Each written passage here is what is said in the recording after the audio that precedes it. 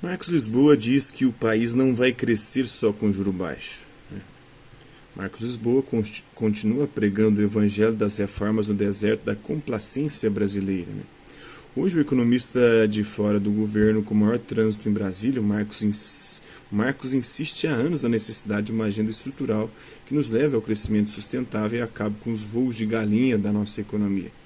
Foi o primeiro a apontar a meia entrada à pulsão dos grupos de interesse em exigir tratamento diferenciado como um problema político fundamental que separa o Brasil que temos daquele que juramos desejar. A meia entrada transfere o custo do ajuste para o outro. Com uma cabeça que funciona a mil e uma língua corajosa, não importa quem esteja no poder, Marcos ganhou o apelido de Diabo Loiro, e de tanto desconstruir as sucessivas ondas de otimismo infundado desde o governo Dilma, também ganhou fama de pessimista. Minha fala não é para dizer que o Brasil não vai dar certo, ao contrário, é uma fala de profundo otimismo com o Brasil. Temos que crescer e nos desenvolver, temos como voltar a ser um país com redução na pobreza, melhoria da renda e emprego, diz o economista que também preside o INSPER em São Paulo. Mas para ele o setor privado e a classe política estão se iludindo com uma análise superficial dos problemas nacionais. Uma certa esquizofrenia de um lado, a euforia porque o juro caiu e por essa promessa de uma agenda liberal, de outro, muito desconhecimento dos problemas reais a ser enfrentados. Nesta conversa com o Brasil Jornal, ele destrincha os 3 pilares de uma agenda sustentável e faz um alerta. Nos últimos meses, setores do Executivo e do Legislativo começaram a ter ideias que podem prejudicar o avanço fiscal que a sociedade conquistou a duras penas. Abaixo os principais trechos da entrevista dividida em tópicos, a fantasia dos juros e câmbio. Tem uma visão dominante no Brasil, muito estranha e peculiar, que acha que política econômica se resume a câmbio e juros, que acha que o país cresce ou não cresce dependendo desses 2 fatores. Isso nem de longe é verdade. Juros é um instrumento relevante para você ajustar a atividade da economia para evitar que a inflação saia de controle de um lado ou de outro. É um instrumento para você reduzir as oscilações da economia, mas não tem um impacto no crescimento de longo prazo. Criou-se a fantasia no Brasil de que basta reduzir juros que o país vai crescer mais. Não vai. Os juros ajudam uma economia que está com capacidade ociosa e inflação baixa a se recuperar. Mas é engraçado que essas fantasias simplistas são recorrentes no debate brasileiro. 12 anos atrás, no governo Lula, também se achava que a resposta era os juros e teve uma agenda do governo de dar crédito subsidiado do BNDES, de banco público emprestando a juros mais baratos. Teve gente pegando juros abaixo da inflação, porque supostamente o problema do Brasil era juro, juro, juro. A crença era de que se a gente baixar o juro e ainda estimular o investimento, o país vai crescer. Sabemos o naufrágio que foi essa agenda, A ficha ainda não caiu. O curioso é que esse raciocínio continua hoje em dia, mesmo com tantas mudanças de governo. Ainda acho que, como o juro caiu muito, o crescimento é assegurado.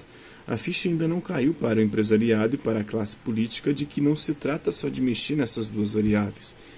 Vejo um certo discurso esquizofrênico. Por um lado, um pouco de euforia, porque se ele caiu e porque tem uma promessa de uma agenda liberal, e de outro, muito desconhecimento dos problemas reais que têm que ser enfrentados. Muita superficialidade das análises. O que é preocupante é que isso acaba gerando uma certa complacência com aspectos muito negativos da nossa economia. É preciso começar a tratar os problemas, não dá mais para o Brasil ter um desempenho tão medíocre. O Brasil está ficando para trás e essa fala não é para dizer que o Brasil não vai dar certo, ao contrário, é uma fala de profundo otimismo com o Brasil. O Brasil tem a possibilidade de crescer e se desenvolver, de voltar a ser um país com redução da pobreza, melhoria da renda, do emprego, mas para isso tem todo um dever de casa a ser feito. Essa análise superficial de que o problema é o juro e estimular o investimento, o setor privado acaba sendo conivente com uma agenda que não anda, e depois toma susto que as coisas não funcionam. Anos de letargia, No começo do governo Temer vimos aquela euforia, os juros começou a cair. Agora tem uma agenda fiscal, a PEC do teto do gasto, a sensação é de que agora vamos crescer 3%. Aí veio a frustração e o PIB de 1%. E agora não vai chegar nem 1% em 2019, Em 2018 a mesma coisa. Os juros caíram mais ainda e havia discussão de uma agenda mais liberal. Dessa vez vai ser 3%. E de novo a frustração. Começou 2019 com o mesmo discurso. Vai ter a Previdência, vai entrar investimento estrangeiro. E pela 3ª vez crescemos 1%. Este ano deve ser melhor e chegar a 2%. Não, o mercado já mostrou hoje que não chega nem a 1%, né? O que não é nenhuma maravilha. Eu vejo isso com muita preocupação e tristeza. O país tem que se desenvolver. O Brasil está cansado desses anos de letargia. São muitos anos do país andando de lado. Mesmo a década de 2000, que as pessoas gostam de celebrar, foram anos medíocres. Naquele período, o Brasil conseguiu andar apenas na média do mundo. E o Brasil é um país pobre, de renda baixa.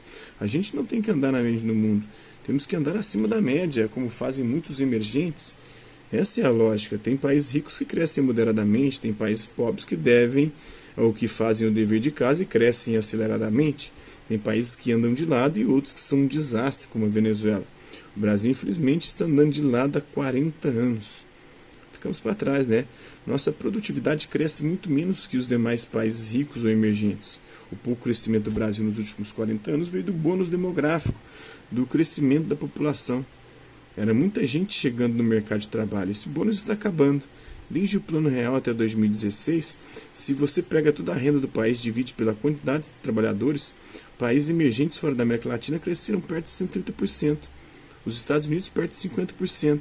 A OCDE cerca de 35% e o Brasil só 19%.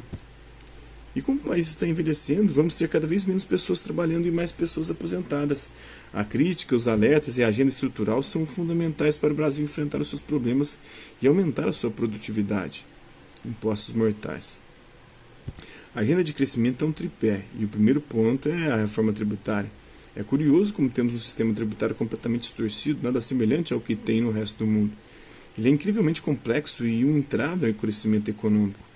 No mundo, o padrão é ter uma alíquota única ou quase única sobre todas as decisões de consumo, que é o IVA. E por que essa alíquota tem que ser única? Se um bem de consumo paga mais imposto, aquela atividade que paga menos fica mais rentável que a outra. O resultado é que se vai produzir mais daquele bem e serviço do que do outro que paga mais imposto. Isso vale para toda a cadeia produtiva. Qual que é o problema disso? Se está optando por fazer aquilo que a sociedade faz pior. A lógica é a seguinte: esquece que existe o imposto e olha a rentabilidade das diversas atividades. Se eu botar tanto de capital e trabalho e tanto de trabalho numa atividade X, eu vou produzir 100. Já se eu botar a mesma quantidade de capital e trabalho numa atividade Y, eu vou produzir 50. O que você vai fazer? Vai produzir 100. O que o imposto indireto deveria fazer é não distorcer isso. Se é melhor produzir X do que Y sem imposto, deveria continuar sendo melhor produzir X do que Y com imposto também. Mas no Brasil não é assim. Nosso sistema tributário distorce completamente os preços relativos. Tem coisa que paga mais imposto, coisa que paga menos, e você acaba induzindo o setor produtivo a fazer algo que não é necessariamente o melhor para a sociedade, que não é o que gera mais renda, mais emprego, mais salário e mais lucro. Mas você faz aquela atividade porque embutido naquele preço tem menos imposto. A alíquota múltipla no consumo é um desastre para o país porque distorce os preços. Não é à toa que produzimos coisas no Brasil que não tem em lugar nenhum do mundo. E aí o país não consegue se integrar nas cadeias globais de produção e não se beneficia do que o mundo faz de melhor, porque o imposto cria uma lógica interna completamente estranha. O segundo ponto é que essa multiplicidade de regrinhas e crédito produtivo que temos hoje cria um caos. O resultado é essa imensa burocracia e essas ações gigantescas da Receita contra as empresas. A vida da empresa vira um inferno e isso gera insegurança jurídica. Os balanços das empresas no Brasil têm um contencioso tributário gigantesco justamente pela incerteza das regras. Isso afasta investimento e faz com que se invista nas atividades erradas. Matando a indústria, a segunda parte crucial das questões estruturais é a abertura comercial. Desde o governo Temer tenta se abrir a economia para bens de capital e informática, mas não consegue implementar. Volta e meia alguém fala que vai fazer abertura e depois desiste. Da mesma maneira que temos uma estrutura tributária totalmente distorcida, complexa e que atende 1000 interesses, é a mesma coisa com a abertura comercial. O governo foi inacreditavelmente sensível aos interesses privados ao longo das últimas décadas. Qualquer um que batia na porta pedindo um benefício conseguia. Assim como teve crédito subsidiado do BNDES e 1000 benefícios tributários. Houve várias medidas de fechamento da economia. O problema é que, da mesma maneira que o sistema tributário se tornou caótico, o nosso comércio exterior também ficou um caos. Um Estado que acha que fazer política econômica é atender a grupos de interesse e não atende ao interesse nacional. Essas múltiplas regras impedem que se invista no lugar correto ou que se importe a máquina mais eficiente que foi descoberta em outro país. A tecnologia vai avançando no resto do mundo. Os países vão investindo, novas patentes vão surgindo, mas deixa lá. No Brasil queremos fazer tudo aqui. Né? A burocracia pública e privada construiu um arsenal de normas e regras e penduricalhos que afasta a concorrência. O resultado, o mundo se desenvolve, o Brasil não. Tem uma visão de mundo que vem do Brasil velho que acha que desenvolver é proteger grupos de interesse nacional, né? Que acha que abrir a economia gera desindustrialização. Mas mesmo não abrindo, nós estamos nos desindustrializando desde a década de 80. Né? Pelo contrário, nós estamos nos desindustrializando agora. O Brasil está matando sua indústria com isso. O ideal é que o país pudesse se especializar em algumas atividades e se integrar na cadeia global. Com essas duas agendas, reforma tributária e abertura comercial, a gente supera várias das causas do nosso atraso e empurraria o Brasil para fazer coisas bem feitas, para investir onde tem que investir. Mas vai ser um processo penoso e vai ter que realizar perdas. Na infraestrutura, regras voláteis. Uma terceira fonte de preocupação é a insegurança jurídica.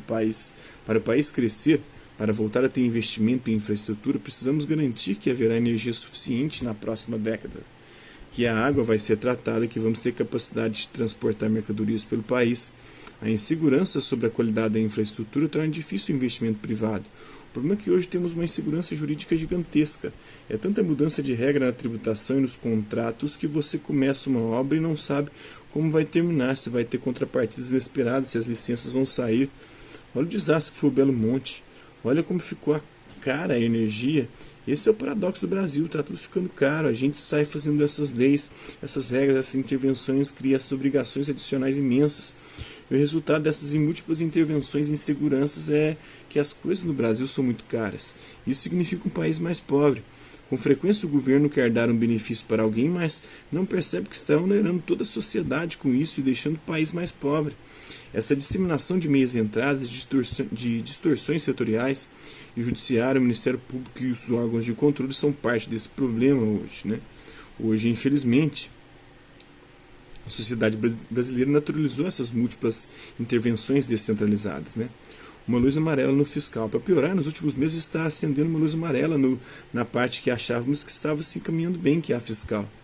Os avanços que o Brasil teve a partir do governo Temer, essa queda de juros e saída da recessão, vieram com o começo dessa agenda fiscal, em particular com a PEC do teto dos gastos. Conseguimos botar o barco no mar, mas tem um monte de gente furando buracos no casco. É igual o que aconteceu com a lei de responsabilidade fiscal. Ela funcionou bem, até começarem a criar mecanismos criativos para evitar a lei. Com o teto dos gastos está acontecendo a mesma coisa aí, liderado pelo próprio governo, pelo próprio Guedes, né? O que é ainda mais preocupante. O primeiro movimento recente foi a capitalização de empresas estatais. A Engeprom, que é uma estatal que foi criada no governo Temer para construir navios, foi capitalizada agora. Podiam ter cancelado, mas não sei por que não cancelaram. A capitalização de empresas ficou fora do teto dos gastos. E por uma razão simples, naquela época tinha uma série de empresas estatais grandes em situação complicada e eventualmente teria que fazer uma capitalização muito grande. O Brasil já fez isso no passado. Só que isso abriu a porteira e surgiu a ideia de capitalizar a estatal para depois ela vender serviço para o governo. É capitalizar para fazer coisas. E isso são gastos e deveria estar na PEC, mas está fora. Resumo, já se achou uma oportunidade de fugir do teto dos gastos. Vai capitalizando a estatal, ela vai fazendo coisas para o governo e esse dinheiro que você gastou na capitalização pode virar investimento, produção fora do teto. Mas já estão construindo outra porteira. Fundos que escapem da regra do teto, multas de meio ambiente, por exemplo, iriam para o fundo que não está no orçamento do Tesouro. Você cria um fundo apartado, o dinheiro não vem para o Tesouro e você paga alguma instituição para administrar. O Ministério do Meio Ambiente está propondo isso. Já começaram a ter esse tipo de ideia. A ideia ruim se multiplica como praga. Né? É isso aí. Espero que vocês tenham gostado do vídeo. Hasta la vista, até a próxima.